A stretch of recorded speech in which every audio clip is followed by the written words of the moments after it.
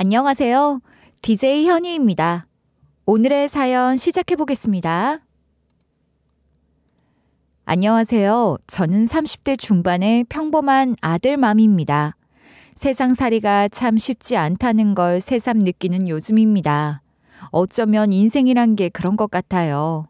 서로에게 좋은 말을 하고 좋은 행동을 하면 결국 좋은 결과로 돌아오겠죠. 하지만 저에게 일어났던 일을 생각해보면 그게 그렇게 쉽지만은 않더라고요. 사람들은 종종 왜 그런 일을 겪으면서도 이렇게 담담하게 이야기할 수 있냐고 물어보곤 합니다. 사실 처음에는 저도 억울하고 분노가 치밀어 오르기도 했는데 시간이 지나면서 깨달았어요.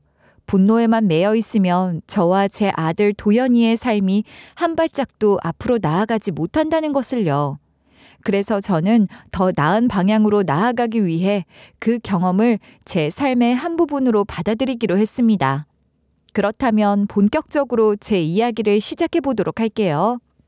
저는 가난한 집 딸로 태어났어요.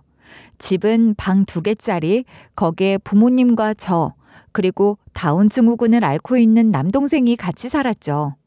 남동생은 지적장애도 같이 가지고 있어서 부모님이나 저나 정말이지 고생을 많이 했어요. 남동생이 집에서 자주 말썽을 부리곤 했는데 부모님은 늘 그 동생을 돌보느라 지쳐 계셨고 저는 자연스레 눈칫밥을 먹으면서 자랐던 것 같아요. 우리 집에선 언제나 동생이 먼저였거든요. 저는 늘 양보하는 위치였고 솔직히 마음 한구석엔 그게 꽤 서운했어요. 부모님께 죄송하긴 했지만 저는 언제나 우리 집을 벗어나고 싶어 했어요. 답답하고 자유롭지 않았거든요. 그래서 어렸을 때부터 열심히 돈을 모으기 시작했죠. 그렇게 23살이 되었을 때 저는 우리 집, 진주를 떠나 무작정 경기도 안산으로 올라갔어요. 공단에 있는 일자리라도 찾으면 어떻게든 될 거라 생각했죠. 막상 공장 생활을 시작해보니 정말 쉽지 않더라고요. 아침부터 밤 늦게까지 반복되는 똑같은 일. 고된 육체 노동에 손은 금세 거칠어지고 온몸이 쑤셨지만 포기할 수 없었어요. 일을 마치고 숙소에 돌아오면 지쳐서 눕기 바빴고 그저 잠이 들 수 있는 것만으로도 감사해야 했어요. 그래도 숙소에서 인정이라는 여공과 함께 지내면서 조금은 힘이 났어요. 인정이는 항상 밝고 활기찬 성격이라 저에게도 많은 위로가 되었거든요. 밤마다 우리는 하루 동안 있었던 일들을 깔깔대며 이야기했어요. 공장에서 사장님이 잔소리를 했던 이야기며 일하면서 겪은 우스꽝스러운 실수들, 가끔은 서로의 꿈에 대한 이야기를 나누기도 했죠. 지쳐있던 저에게 인정이와의 수다는 큰 힘이 되었고 그렇게 서로 의지하며 조금은 덜 외롭게 공장 생활을 버틸 수 있었던 것 같아요. 그렇게 하루하루를 버티면서도 생활비를 모아 부모님께 조금씩 보내드렸어요. 그렇게라도 해야 제 죄책감을 덜 수 있었거든요. 부모님도 저의 마음을 이해해 주셨고 제 선택을 존중해 주셨어요.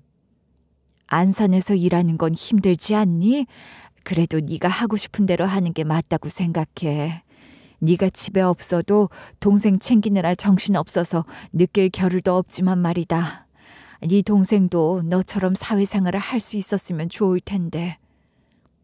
엄마, 힘들긴 해도 내가 하고 싶은 일 하면서 자유롭게 살고 싶어. 여기서 일하면서 많이 배우기도 하고 조금씩 나만의 길을 찾고 있는 것 같아서 좋아요. 그래, 네가 좋다면 그걸로 됐다. 사실 동생 때문에 너도 많이 힘들었을 텐데 엄마는 네가 항상 양보하는 게 미안하면서도 어쩔 수 없었어. 그래도 네가 도와줘서 그나마 버틸 수 있었지. 이제는 네 인생을 찾으렴. 엄마, 항상 이해해줘서 고마워. 그래도 생활비는 꼬박꼬박 보낼게. 조금씩 보내주는 거라도 잘 써줘. 그래, 고맙다. 너무 무리는 하지 말렴. 건강이 제일이야. 너라도 행복하고 건강했으면 좋겠구나. 부모님과의 대화를 나누면서 저도 장녀로서의 무게를 다시 한번 느끼며 부모님의 시선이 동생에게만 머물러 있는 것 같아 은근히 서운함이 들었어요. 저를 이해해 주시는 것 같지만 결국 저는 늘 양보해야 하는 존재라는 걸 깨닫게 되었죠. 부모님께 생활비를 보내드리면서도 제 마음속에 있던 죄책감이 조금은 덜어진 것 같았어요. 안산으로 올라가 공장에서 일하면서 외로움도 많이 느꼈지만 새로운 환경에서 적응해 나가려고 애썼어요. 그렇게 지내던 중 안산에서 일하면서 저는 한 남자를 만났어요. 같은 회사에서 일하던 남자였는데 정말 성실하고 예의 바른 사람이었죠. 사실 그 회사는 가족 회사였는데 사장하고 그 자식들은 성격이 고약해서 직원들이 싫어했거든요. 사장은 직원들한테 무리하게 일 시키고 조금이라도 실수하면 바로 큰 소리로 혼내기 일쑤였어요. 사장의 자식들도 마찬가지였죠. 직원들을 완전히 하인부리듯 대하고 말 한마디에도 예의가 없었는데 아니 지들이 뭐 대단한 왕족이라도 된 듯 하더군요. 이유도 없이 갑질하는 건 기본이었고 정말 가관이었어요. 그러니 직원들이 그 꼴을 좋아할 리가 없죠. 매일매일 눈치 보면서 일해야 하는데 솔직히 사람 환장하게 만드는 일이었어요. 하지만 제가 만났던 남자친구는 달랐어요. 그 사람도 똑같이 사장 가족으로 사장의 조카였는데 남자친구는 그 사람들과는 비교도 안 될 정도로 사람이 참 착했어요. 항상 먼저 나서서 힘든 일을 도와주고 누구에게든 예의 있게 대했죠. 누군가 실수를 하면 혼내기보다는 격려해주고 어려운 일이 있으면 직접 나서서 해결하려고 했어요. 그 배려심 많은 태도 덕분에 직원들 모두가 남자친구를 정말 좋아했어요. 그렇게 남자친구와 오랫동안 사귀면서 그의 과거 이야기도 하나둘씩 듣게 되었어요. 남자친구는 부모님이 돌아가신 후 큰아버지 집에서 자라면서 참 힘든 시간을 많이 보냈다고 했어요. 큰아버지는 엄격했고 사촌 형제들은 남자친구를 제대로 된 가족으로 받아들이지 않았대요. 어릴 적에는 말 한마디에도 눈치를 봐야 했고 사소한 잘못에도 큰 꾸지람을 듣기 일쑤였다고 하더군요. 그런 환경 속에서도 남자친구는 자기만의 긍정적인 마음을 지키려고 애썼고 그래서 지금처럼 따뜻한 사람이 될 수 있었던 거였어요. 어릴 때부터 큰아버지 집에서 자랐어. 덕분에 여기까지 온 거긴 하지. 하지만 가끔씩 친척들에게 서운할 때가 있긴 해. 진짜 고생 많았겠다. 그런 집에서 자라면서 얼마나 힘들었을까? 어떻게 버틴 거야? 버티는 수밖에 없었지 뭐. 솔직히 처음엔 너무 힘들어서 도망치고 싶었어. 근데 갈 곳도 없고 결국 다시 돌아오게 되더라. 별 수 없었지. 와, 나였으면 못했을 거야. 매일 눈치 보면서 지내는 게 얼마나 스트레스였겠어. 진짜 대단하다. 그래도 시간이 지나니까 좀 익숙해지긴 하더라. 큰아버지도 엄청 엄격하시긴 했지만 그래도 밥은 챙겨주고 키워주셨으니까. 그래도 마음 한편으론 많이 서러웠을 것 같아. 그 상황에서 여기까지 온 거 보면 자기 진짜 멘탈 강하다. 고마워. 근데 이제는 다 괜찮아. 자기를 만나고 나서부턴 진짜 많이 달라졌거든. 자기가 있어서 이제는 진짜 행복해. 남자친구가 그런 힘든 환경에서도 따뜻함을 잃지 않았다는 게 참 대단해 보여서 그래서 더 마음이 갔는지도 모르겠어요. 저희는 5년을 만났고 제가 29살이 되었을 때 결혼을 했어요. 남편은 저와의 결혼을 통해 행복한 미래를 꿈꾸고 싶어 했어요. 어릴 때부터 가족에게 인정받지 못하고 늘 외로웠던 환경 속에서 이젠 자신만의 따뜻한 가정을 만들고 싶었던 거죠. 결혼식은 그다지 성대하지 않았지만 우리 둘에겐 그저 서로가 있다는 사실만으로 충분히 행복했어요. 남편은 새로운 시작을 꿈꾸면서 참 많이 설레어했어요. 그런 모습이 귀엽기도 하고 안쓰럽기도 했죠. 우리 둘 다 그런 미래를 기대하며 함께 살아가기로 했던 거예요. 저희 남편에겐 큰집 어른들과 사촌형, 사촌 여동생뿐인 친척들이 있었어요. 남편을 거둬주고 키워준 큰집 어른들은 남편 부모님의 사고 피해 보상금까지 받았지만 정작 남편에겐 늘 잔소리뿐이었어요. 큰아버님은 직원들이 보는 앞에서도 남편을 공개적으로 망신주기 일쑤였죠. 우리가 너를 거둬줬으니 그 은혜를 갚으려면 평생 갚아도 모자라지라며 비꼬듯 말하면서 남편에게 끝없는 요구를 했어요. 다른 직원들 앞에서 굳이 남편을 불러내서 너 같은 건 우리가 아니었으면 밥 벌어먹기도 힘들었을 거라며 남편의 노력을 아무렇지 않게 깎아내리곤 했습니다. 남편은 그 말을 들을 때마다 얼굴이 굳어졌지만 그런 상황에서도 그저 묵묵히 견뎌내야 했어요. 직원들 사이에서는 안쓰러운 시선이 오갔지만 아무도 쉽게 나설 수 없는 분위기였죠. 심지어 큰아버님의 자식들인 남편의 사촌형과 사촌 여동생도 남편만 보면 못 잡아먹어서 안달이었어요. 그래서 자연스럽게 저한테까지 화살이 돌아오는 건 시간 문제였죠. 회사에서도 시집살이라는 게 참 별거 없더라고요. 처음엔 그냥 무시하려고 했지만 점점 일이 심해졌어요. 큰아버님의 회사는 가끔 휘청거리면서 직원들 월급도 밀리기 일쑤였는데 그럴 때마다 제일 만만한 게 우리 남편이었습니다. 다른 직원들 월급은 뒷말이 나올까 두려워 어떻게든 마련해서는 다 주면서 남편 월급은 아무렇지도 않게 밀리는 거예요. 진짜 사람 환장할 일이죠. 사람들이 저렇게 심보가 고약하니 회사가 잘 될 리가 없다는 생각이 들더군요. 그래도 남편이 너무 불쌍해서 괜히 남편한테 불똥이 튈까봐 저는 무슨 시집살이를 당해도 그냥 묵묵히 견뎠어요. 무슨 요구를 듣든 예 알겠습니다 하며 참고 있었는데 큰어머님의 요구는 점점 더 심해졌죠. 아주버님도 결혼해서 아이가 있었는데 큰어머님은 그 시조카를 돌봐줄 때 저를 불러 아이를 보게 하고 본인은 놀러 가시곤 했어요. 제가 회사에 다니는 걸 알면서도 전혀 배려해주지 않는 모습에 참 답답했어요. 큰아버님도 한술 더 떠서 회사 일은 신경 쓰지 말고 큰 집에 가서 시조카를 돌보라는 말을 하셨습니다.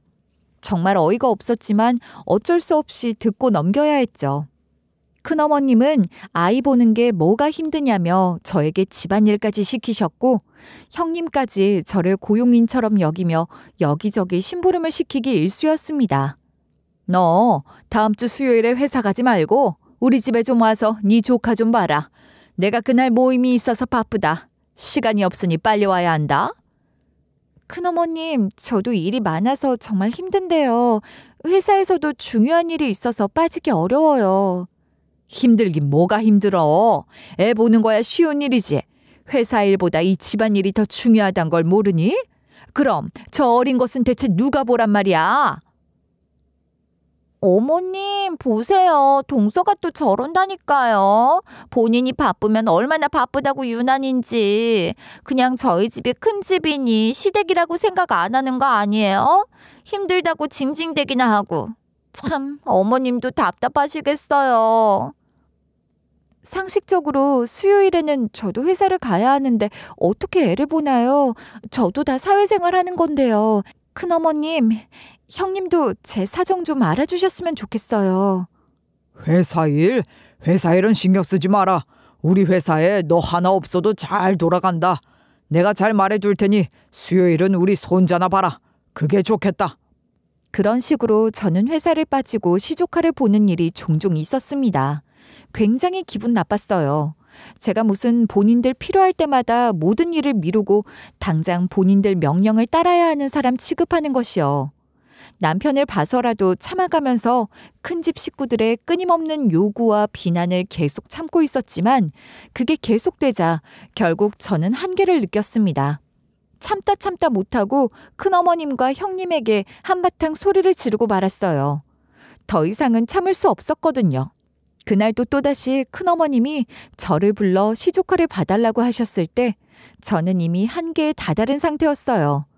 회사에서 하루 종일 일하고 돌아왔는데 몸은 너무 무거웠고 마음속에선 더 이상 이런 식으로 당하고만 있을 수 없다는 생각이 계속해서 일었어요. 왜 나만 이렇게 희생해야 하는지 억울하고 화가 났습니다. 그래서 정중하게 거절했더니 큰어머님은 갑자기 목소리를 높이며 저에게 무슨 대단한 사람이라고 그런 부탁도 못 들어주냐며 질책하셨죠. 형님까지 나서서 저를 나무라는 상황에 그동안 쌓였던 모든 감정이 한꺼번에 터져버렸습니다. 이제 진짜 못 참겠어요. 왜 매번 저만 이렇게 희생해야 하죠? 도대체 뭐가 그렇게 당연한 건데요? 우리 집에 시집 왔으면 이 정도는 해야지. 네 남편 태준이가 평소에 우리한테 어떻게 하는지 너도 봤으니 알면서 이러는 거야? 남편이랑 결혼한 거지 제가 큰집 일꾼이 된 건 아니잖아요. 저도 제 삶이 있고 더 이상 이렇게 무조건 따르기 싫습니다. 어머님, 동서가 말 대답하는 거 좀 봐요. 이래서 검은 머리 짐승은 함부로 거두는 게 아니라는 말이 있는 거라니까요. 어디서 저런 대바라진 게 우리 집안에 들어왔는지 원. 태준이가 우리한테 잘하라는 말 안 하디? 그 녀석 지 처한테 뭐 하나 제대로 일러둔 게 없나 보네. 앞으로 저는 제 일만 챙기겠습니다. 남편 봐서 참아온 건데 말씀하시는 거 보니 이젠 그럴 이유도 없겠네요. 저도 제 인생이 중요하니까요.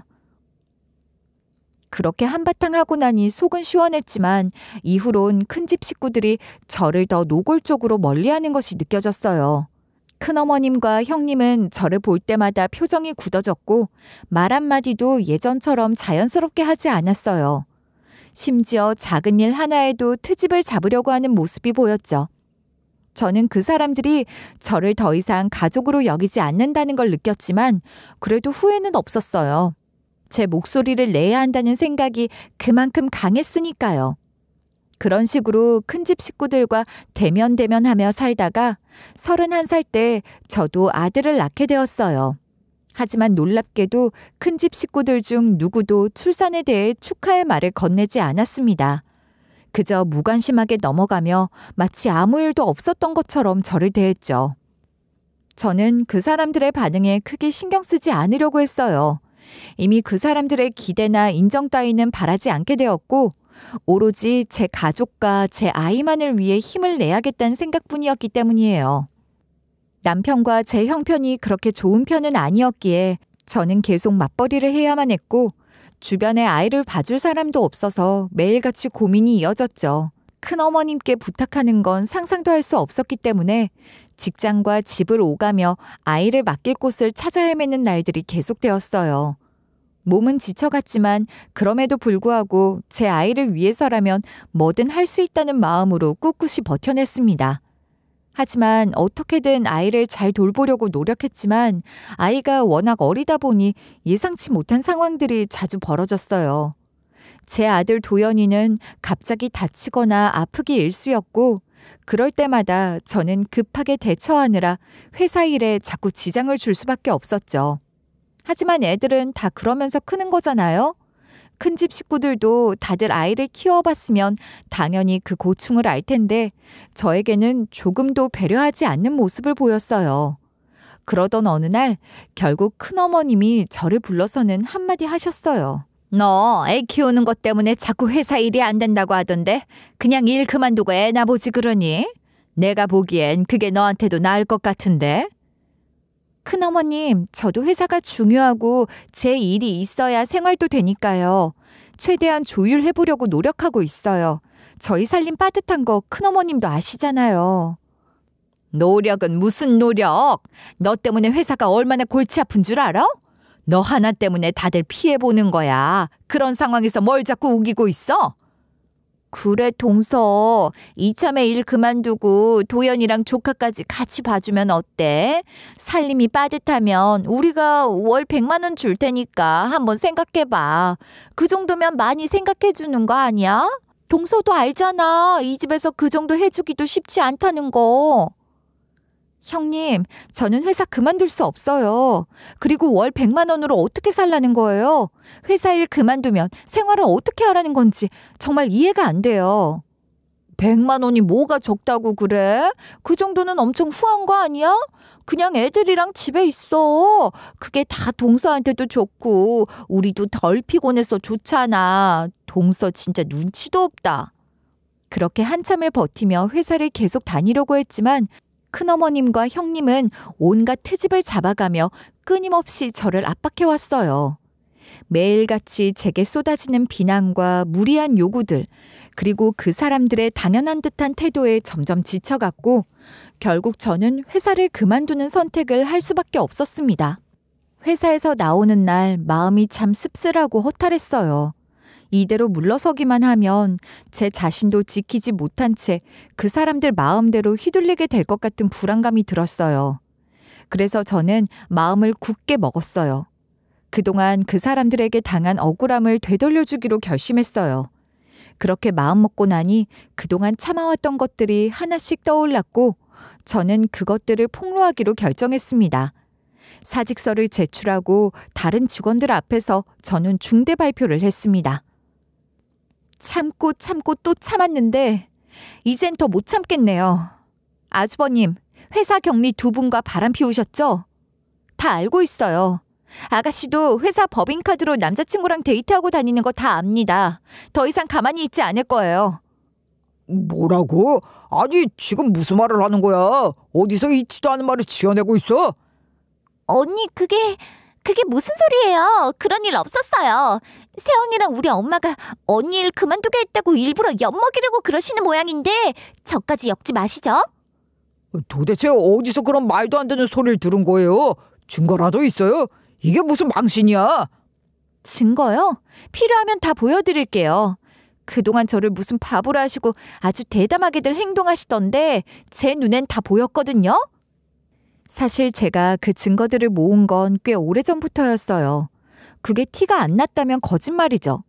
대놓고 바람피고 법인카드로 횡령하는데 모르는 게 바보인 겁니다. 매번 저를 압박하고 무시하고 또 억울하게 만들 때마다 그때마다 마음속으로 다짐했거든요. 언젠가 당신들이 저에게 해온 일들을 똑같이 되돌려주겠다고요. 그래서 그동안 차곡차곡 모든 것을 기록하고 모았어요. 하지만 제가 지금까지 함구하고 있었던 이유는 남편을 생각해서였어요. 남편이 그나마 큰 집과의 관계를 지켜가고 싶어 했으니까요. 그러나 더 이상 그럴 이유가 없었어요. 저는 이제 제 가족을 위해서라도 그리고 저를 위해서라도 이 모든 걸 바로잡아야겠다고 결심했어요. 그렇게 말하고 회사를 나왔는데 제 말이 꽤 파장을 일으켰더군요. 아주버님은 결국 이혼을 당했고 큰아버님은 회사 임원들에게 해명하고 사과하러 다니느라 망신을 당하셨습니다. 큰어머님과 큰아버님은 저한테 화를 내고 엄청나게 성질을 부리셨지만 저는 오히려 속이 시원했습니다. 남편도 그 일을 듣고는 집에서 정말 잘했다고 하며 속이 다 풀린 것 같다고 했어요. 그런 걸 대체 언제부터 준비한 거야? 진짜 많이 힘들었겠다, 당신. 고생 많았어. 오래됐어, 진짜. 당신 생각하면서 계속 참았지. 근데 이제 더는 그럴 필요도 없고 우리만 생각해도 되니까 속이 다 시원해. 그랬구나. 당신 진짜 대단해. 나도 속이 시원하다. 나는 감히 생각지도 못했는데 당신 덕분에 나에게 이런 날도 오네. 이제부터는 우리만 생각하면서 살자. 그동안 너무 힘들었으니까 이젠 행복해질 일만 남았어. 자기도 더 이상 큰 집 눈치 보면서 살지 마. 그래, 그동안 많이 참았으니까 이제부턴 우리 잘 살아보자. 나도 더 이상 기죽지 않을게. 그 일이 있고 나서 큰 집은 순탄치 않았어요. 전 형님에게서 위자료도 많이 뜯기고 회사 평판도 바닥을 치면서 운영에 큰 차질이 생기기 시작했죠. 저는 그 사람들이 이렇게 무너져가는 모습을 보면서 통쾌함을 느끼지 않을 수 없었어요. 그 사람들이 쌓아 올린 모든 허울 좋은 이미지가 무너지고 그 가식적인 모습이 세상에 드러나는 걸 보니 마치 그동안 제가 참으며 당한 일들이 이제야 그 사람들에게 고스란히 되돌아가는 듯한 느낌이 들었죠. 그동안 쌓였던 분노와 억울함이 조금씩 해소되는 기분이었어요. 물론 완전히 속이 후련해진 것은 아니지만 그 사람들이 겪는 어려움을 보면서 제가 받았던 상처들이 조금이나마 치유되는 것 같았어요. 그동안 얼마나 저를 힘들게 했는지 그 결과가 이렇게 되돌아오게 된 걸 보니 세상이 참 공평하다는 생각도 들더군요. 그러던 어느 날 정말 생각지도 못한 일이 벌어졌습니다. 큰아버님 댁이 회사에서 돈이 될 만한 물건들이나 문제가 될 만한 중요한 서류들을 모두 챙겨서 하루아침에 사라져버린 겁니다. 큰집 인간들은 모두 연락도 두절되었고 주변 사람들 누구도 그 사람들이 어디로 갔는지 알 수가 없었죠. 그야말로 야반도주를 한 겁니다. 회사 안은 마치 초상집처럼 무거운 분위기가 감돌았고 남아있던 직원들은 충격에 빠져 망연자실했어요. 회사 내에서 그 인간들이 그런 일을 벌일 거라고 눈치챘던 사람은 아무도 없었고 그건 저와 남편도 마찬가지였어요. 믿을 수 없는 일이 눈앞에 벌어진 것만 같았고 모든 게 한순간에 무너진 듯한 기분이었죠. 남편은 그동안 모든 걸 걸고 열심히 일해왔는데 이렇게 배신당하니 말문이 막히는 듯 했어요. 저 역시 어찌할 바를 모르고 그저 멍하니 상황을 지켜볼 수밖에 없었습니다. 이 모든 혼란 속에서 어떻게든 정신을 다잡아야 한다고 생각했지만 마음속 깊은 곳에서는 큰집 식구들에게 배신당한 상실감과 분노가 복잡하게 얽혀 있었습니다. 그래도 남아있던 직원들이 서로 힘을 모아 회사를 살려보려고 으쌰으쌰 노력했습니다. 시간이 지나가면서 큰 거래처와의 협상이 잘 풀리면서 회사는 결국 인수합병까지 되면서 상황이 조금씩 나아졌죠. 큰아버님 댁이 사라지고 나서 4년이 지났는데 처음에는 힘들었지만 시간이 지나면서 오히려 일이 더 잘 풀리더군요. 그동안 회사가 잘 안 됐던 건 그 사람들 때문이었다는 생각이 들었습니다. 그렇게 이제 앞으로 좋은 일만 있을 거라고 믿었어요. 하지만 또 큰 사고가 터졌습니다. 제 남편이 큰 사고를 당해 세상을 떠나게 된 거예요.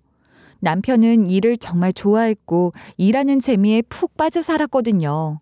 늦게까지 회사에서 일하다가 집에 가는 길에 졸음운전을 하다가 그만 사고를 당해 사망한 겁니다.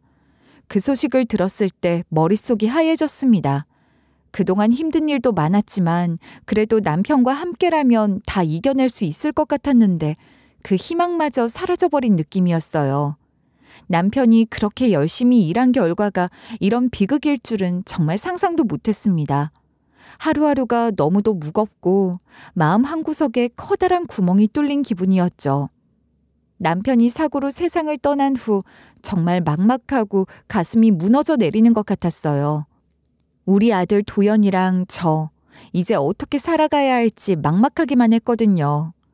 장례식장에서 그렇게 오열하면서도 남편 없는 현실이 아직 실감나지 않았습니다. 그렇게 슬픔에 빠져 조문객들에게 제대로 인사도 못 드리고 있는데 제 정신을 번쩍 들게 만드는 인간들이 나타났습니다. 남편의 장례식에 제가 부르지 않은 큰집 식구들이 느닷없이 들이닥친 겁니다. 정말 기가 막혀서 한동안 말이 나오지 않았어요. 그 얼굴들을 보자마자 가슴속 깊이 쌓여있던 분노가 마구 치밀어 올랐죠. 그 인간들은 혹시라도 자신들을 알아보는 다른 사람들과 마주칠까 걱정돼서였는지 한밤중에 몰래 나타났는데 그 모습이 참 비겁해 보이더군요. 알고 보니 남편 회사에 다니던 분이 정신없는 저 대신에 부고 문자를 돌려주셨는데 깜빡하고 큰집 식구들에게까지 보내버렸고 그 인간들은 그 문자를 보고 찾아온 거였어요. 이런 상황을 이해할 수 없을 만큼 화가 치밀어 올랐지만 저는 이를 악물고 꾹 참고 있었어요. 남편의 장례식이니 소란을 일으키고 싶지 않은 마음에 마음속에서 울컥 올라오는 분노를 꾹꾹 눌러가며 그저 상황을 지켜보려고 했습니다. 억지로 참아보려고 했지만 결국 못 참겠더라고요. 당신들이 무슨 자격으로 여기로 오는 건데요? 누가 오라고 했어요? 남편의 죽음을 애도하러 온 거 아니라는 거 다 알아요. 당신 같은 사람들의 추모 따위는 남편도 바라지 않을 거예요. 그러니까 당장 꺼지세요. 우리가 태준이 부모나 마찬가지인데 슬픈 마음으로 온 거라고 왜 이렇게까지 말하냐? 맞아요. 우리도 태준이 오빠랑 같이 살면서 나름 정이 들었었는데 그렇게 내쫓는 거 너무하잖아요. 우리가 뭐 못 올 때 온 것도 아닌데 왜 그리 역정이야? 우리가 아무리 미워도 이렇게 매정하게 구는 건 아니지 않니? 없는 살림에 태준이 키우느라 우리가 얼마나 고생했는데. 고생은 무슨 고생이요. 그 고생이라는 게 대체 뭘 의미하는데요? 남편을 부려먹고 마음대로 하인처럼 부리던 게 고생인가요? 이제 와서 슬프다는 소리 하지 말고 그 입 다물고 나가세요. 정말 이렇게까지 해야겠어요? 우리도 마음 아프고 슬퍼서 온 건데 너무하는 거 아닙니까? 제가 태준이랑 얼마나 각별한 사이였는데. 너무한다고요? 지금 이 상황에서 그런 소리가 나와요? 당신들이 한 짓을 생각해봐요. 남편을 그렇게 몰아붙여놓고 이제 와서 뻔뻔하게 슬프다니. 그 말이 입에서 나오긴 합니까? 제발 가요. 더 이상 남편 앞에서 그런 헛소리 하지 말고 당장 꺼져요. 그 사람들의 뻔뻔한 행동을 보니 정말 기가 막혀서 한동안 말이 나오지 않았습니다. 그런데 그게 끝이 아니었어요. 큰아버님은 갑자기 남편의 장례식 부조금을 내놓으라고 요구하는 겁니다. 법적으로 자신들이 부모니까 남편의 부조금을 가져갈 자격이 있다는 거예요. 그 말 듣고 정말 눈앞이 캄캄해졌습니다. 이 사람들이 대체 무슨 생각으로 이렇게까지 뻔뻔하게 나오는지 도저히 이해할 수 없었죠. 남편의 죽음을 애도하긴커녕 오히려 그 인간들에겐 남편의 마지막 순간조차 돈으로 연결된 기회로 보였다는 생각에 참을 수 없는 분노가 치밀어 올랐어요.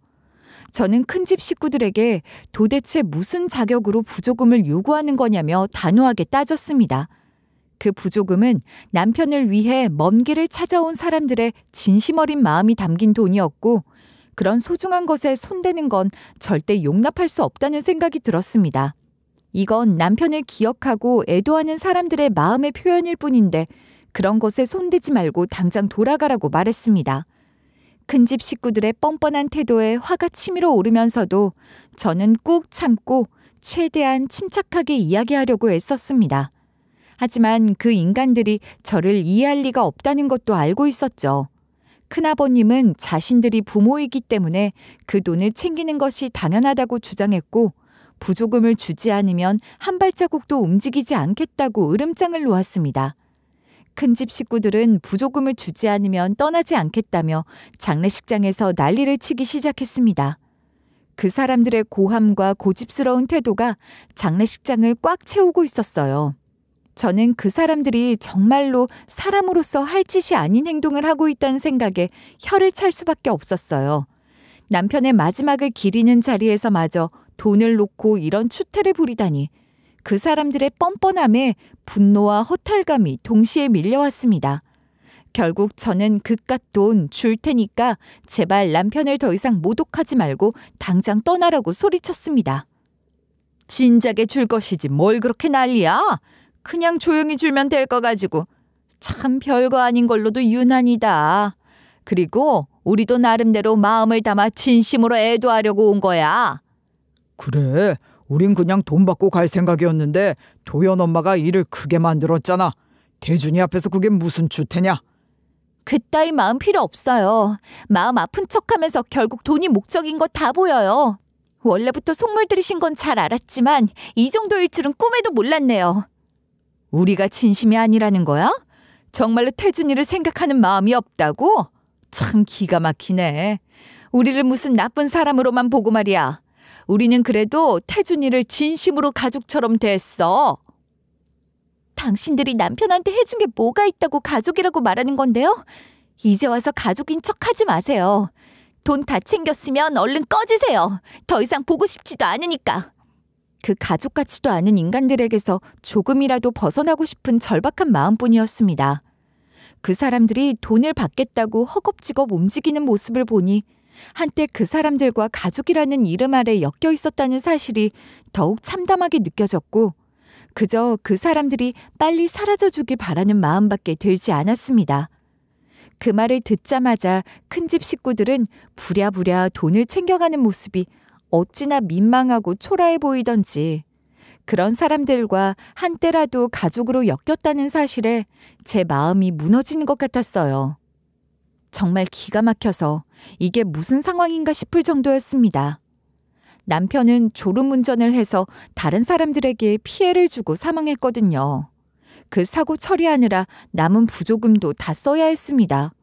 결국 저한테 남은 건 아무것도 없더라고요.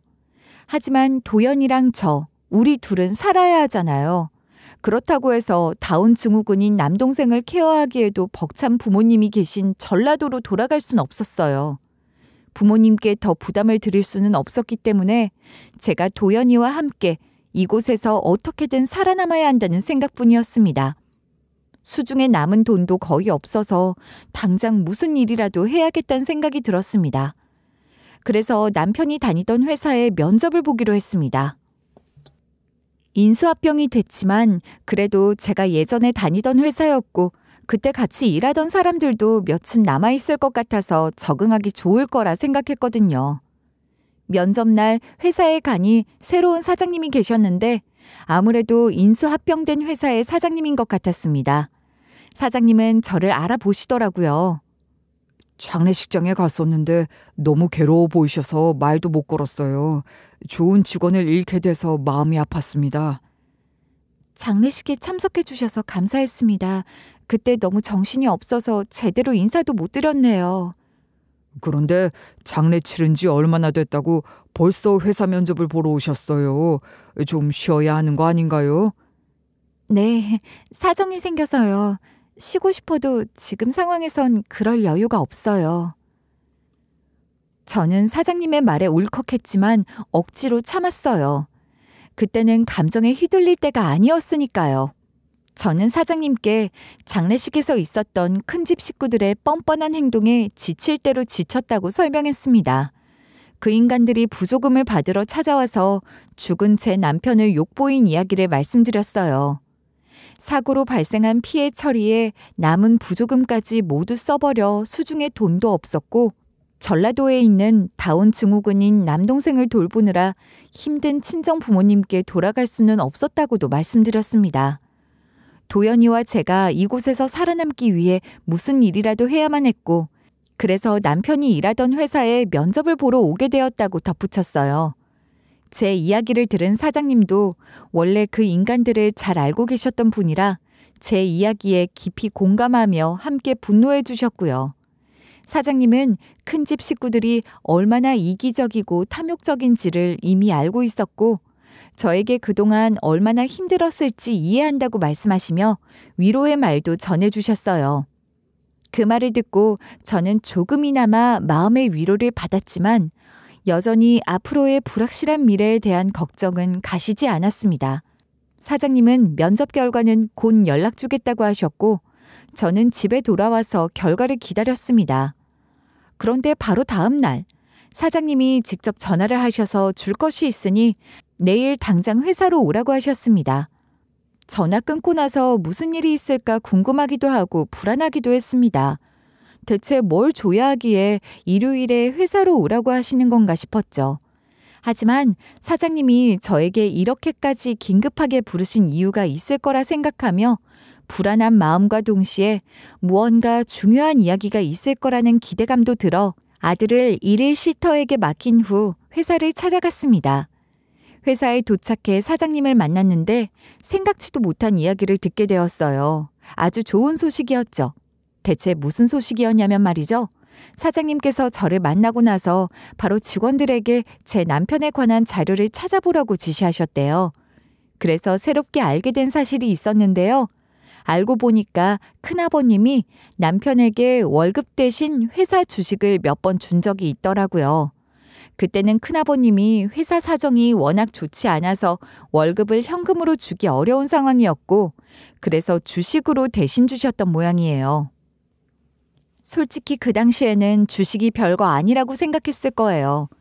그런데 이 회사가 다른 곳에 인수합병되고 커지면서 그 주식 가격이 무려 4배나 오른 거예요. 이 소식을 듣는 순간 너무 놀랐어요. 남편이 남긴 그 주식이 이렇게나 큰 가치가 될 줄은 정말 몰랐거든요. 제가 그 주식의 존재를 몰랐던 이유는 남편이 워낙 힘든 시기에 그 주식을 받았고 그 당시에는 그다지 큰 의미를 두지 않았기 때문이었어요.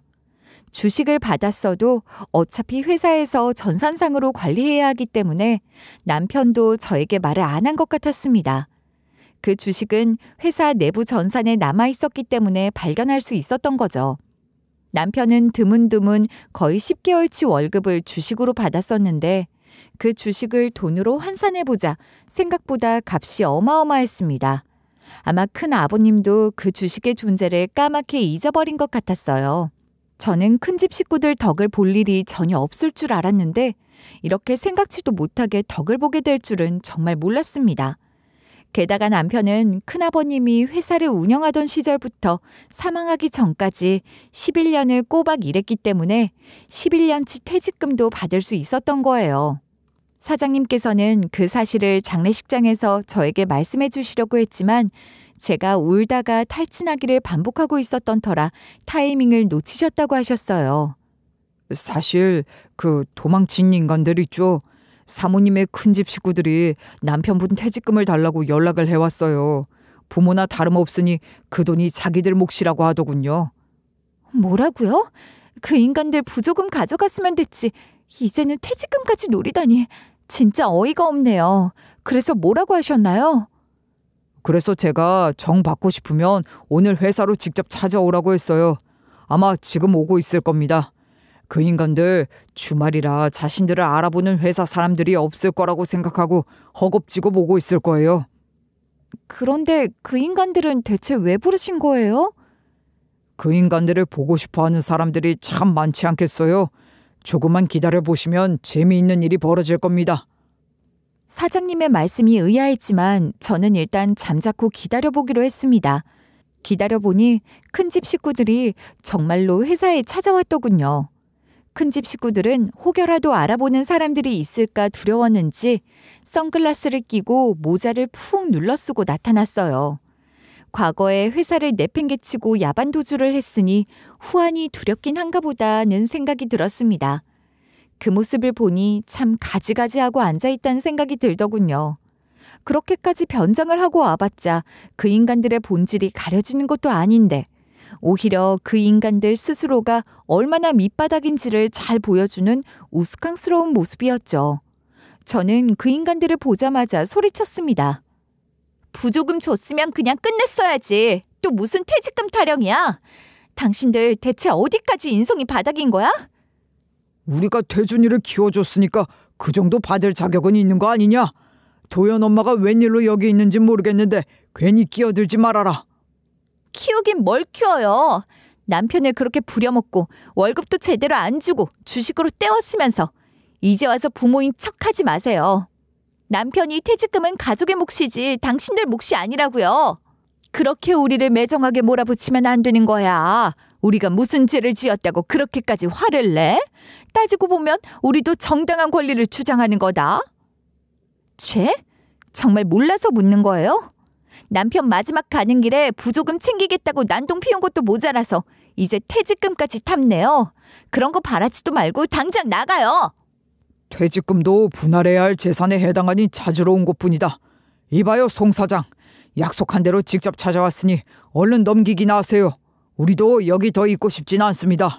그렇게 큰집 식구들이 오히려 당당하게 나오는 상황에서 갑자기 회사 직원들이 우르르 몰려왔어요. 알고 보니 사장님께서 일부러 직원들에게 연락을 해둔 거였어요. 그날이 일요일이라 회사에 사람이 별로 없을 거라고 생각했던 큰집 식구들은 당황한 기색이 역력했습니다. 그 인간들은 예상치 못한 상황에 직면하자 주변을 둘러보며 불안한 눈빛을 보였고 직원들이 몰려드는 모습을 보며 크게 당황한 듯 보였습니다. 사장님은 큰집 식구들에게 어떤 이야기도 하지 않았던 모양이에요. 갑작스레 모인 직원들을 보며 큰아버님과 큰어머님은 사장님에게 도대체 무슨 일이냐고 왜 이런 상황을 만들었냐며 당황스럽게 물었습니다. 직원들의 분노 섞인 눈빛이 그 인간들에게 집중되자 그동안 쌓여있던 앙금이 터져나오기 시작했습니다. 큰집 식구들은 그제야 자신들이 저지른 일들이 돌아오고 있음을 깨달았는지 당혹스러운 표정으로 한 걸음 물러나며 사태를 수습하려 했지만 이미 늦어버린 상태였죠. 회사 직원들이 몰려들자 큰집 식구들은 점점 더 위축되기 시작했어요. 큰 어머님은 아직도 제가 본인 가족이라고 생각하는 건지 갑자기 겁을 먹고 제 뒤로 숨으려고 하며 떨리는 목소리로 제게 도와달라고 했습니다. 이건 좀 너무한 거 아니냐며 자신의 잘못을 인정하지 않는 듯한 태도였죠. 하지만 저는 큰어머님을 거칠게 잡아 끌어서 내동댕이 쳤습니다. 뭘 숨으려고 해요? 당신들이 저지른 일에 책임부터 지는 게 우선 아니에요? 정말 너무하는 거 아니니? 그래도 우린 가족이었잖아. 저 사람들 좀 어떻게 해봐. 숨으려고 하지 말고 화가 난 사람들에게 사과부터 하세요. 이 상황을 만든 건 당신들 스스로잖아요. 저의 말에 큰아버님과 큰어머님, 아주버님까지 모두 무릎을 꿇고 직원들에게 사과하기 시작했어요. 본인들이 생각하기에도 일단 비는 게 상책이라는 생각이 들기라도 했나 봅니다. 하지만 직원들의 분노는 쉽게 가라앉지 않았고 그 사람들의 울분은 큰집 식구들을 향해 끝없이 쏟아졌습니다. 오히려 화가 난 직원들이 큰집 식구들에게 욕을 퍼부었고 심지어 멱살을 잡고 바닥에 내팽개치는 등 아수라장이 벌어졌어요. 이제 와서 사과한다고? 우리가 당신들 때문에 얼마나 힘들었는지 알아? 오늘은 당신들 제3날이라고 생각해. 이보게 김씨, 그래도 우리가 회사 다닐 때는 잘해주려고 했잖아. 제발 한 번만 봐줘. 잘해줬다고? 당신들이 했던 갑질 때문에 아직도 마음고생하고 있다고? 진짜 어이가 없네. 아이고, 나 죽네. 여러분, 제발 살려주세요. 우리가 잘못했어요. 일단 노여움을 푸시지요. 그 모습을 보면서 저는 그 사람들이 그동안 쌓아왔던 악행의 대가를 치르는 순간이 바로 지금이라는 생각이 들었어요. 저는 그런 상황에서도 차갑게 바라볼 수밖에 없었어요. 그 사람들에게는 한때 가족이라는 이름으로 묶여 있었지만 이제는 아무런 연민도 느껴지지 않았습니다. 오히려 그동안 남편이 겪었던 모든 고통을 대신 갚아주는 듯한 이 상황에 조금의 통쾌함을 느끼고 있었던 것 같아요. 사람들은 끝까지 큰집 식구들에게 분노를 쏟아냈고 그 사람들은 결국 고개를 떨군 채 사과를 해야만 했습니다. 그렇게 아수라장이 되어버린 회사 안에서 저는 그제야 조금이나마 마음의 응어리가 풀리는 걸 느꼈습니다. 큰집 사람들은 결국 성난 회사 직원들에게 붙잡혀 경찰서로 인계되었습니다. 그동안 쌓아왔던 악행들이 결국 모두 드러난 셈이었죠. 과거에 회사를 내팽개치고 야반도주했던 일에 대한 죗값을 치르게 된 것입니다. 큰집 사람들의 범죄 행위는 회사 자금을 불법적으로 유용한 횡령과 회사의 이익을 해치며 자신들의 사익을 챙긴 배임에 해당했으며 이러한 죄목은 명백히 중대한 범죄였어요. 더군다나 범죄 사실이 드러난 후 도주까지 시도했던 터라 도주죄가 추가되어 처벌이 더욱 무거워질 수밖에 없었죠. 결국 법원은 이들의 죄질이 매우 나쁘고 사회적 신뢰를 무너뜨렸다는 점에서 실형을 선고했고 그 인간들은 감방에 가게 되었습니다. 뿐만 아니라 회사 직원들이 별도로 민사소송을 제기하여 그 사람들이 저지른 횡령과 배임으로 입은 손해에 대한 배상을 청구했어요. 이 민사소송은 그 사람들의 재산에 대한 가압류 조치로 이어졌고 이는 사실상 그 사람들의 인생 자체가 이제 완전히 망가졌다고 볼 수 있는 상황이었죠. 경제적으로도 법적으로도 더 이상 회복할 수 없는 상태가 되어버린 겁니다. 그런데도 큰집 사람들은 저에게 선처를 바란다며 연락을 해왔어요. 그 사람들은 회사 사람들과 연락이 닿지 않으니 저에게 대신 연락 좀 돌려달라고, 그 사람들이 선처해 줄 수 있게 저라도 나서달라고 부탁을 하더군요. 저는 그 말을 듣고 웃음이 나왔습니다. 그 사람들이 얼마나 뻔뻔한지 다시 한번 느꼈거든요. 제발 회사 사람들이 우리 연락은 받지 않아. 도연 엄마라도 나서서 한 번만 말 좀 해주면 안 되겠어? 그래, 우리 정말 반성하고 있어. 제발 한 번만 부탁할게. 이대로 가다간 우린 진짜 깜빵 신세다. 불쌍한 제 남편이 죽은 후에도 당신들은 가족 취급도 안 했잖아요. 그런데 그런 인간들을 왜 제가 도와줘야 하죠? 생판 남인 제가 대체 왜? 정말 어이가 없네요. 그래도 우리 가족이었잖아. 그건 알아줘야지. 우리가 이렇게까지 반성하고 있는데. 가족이요? 가족이라고 생각한 적은 없으면서 이제 와서 반성하는 척하지 마세요. 제 남편이 그렇게 노력하면서 당신들에게 인정받으려고 했을 때 당신들은 어디에 있었어요? 그때는 냉정하게 외면하더니 지금 와서 미안하다고요? 큰어머님은 그제야 눈물을 흘리며 미안하다고 했어요. 그동안 자신들이 저지른 잘못을 정말로 깨닫기라도 한 듯 말이죠. 저는 그 눈물에도 마음이 전혀 흔들리지 않았습니다. 오히려 그 사람들이 겪어야 할 고통이 이제 시작이라는 생각만 들었죠. 정말 미안해. 우리가 잘못했어. 태준이한테도 그리고 너한테도. 태준이에겐 평생 미안한 마음을 안고 살도록 하마. 이건 진심이다. 그러니 너도 이번 한 번만 우리를 도와줄 수 있을까? 미안하면 평생 속죄하면서 사세요. 저는 당신들을 도울 마음이 추호도 없으니까요. 그 말을 남기고 저는 그 사람들 앞에서 일어났습니다. 그 사람들이 다시 저를 부르며 애원했지만 저는 한 번도 뒤돌아보지 않았어요.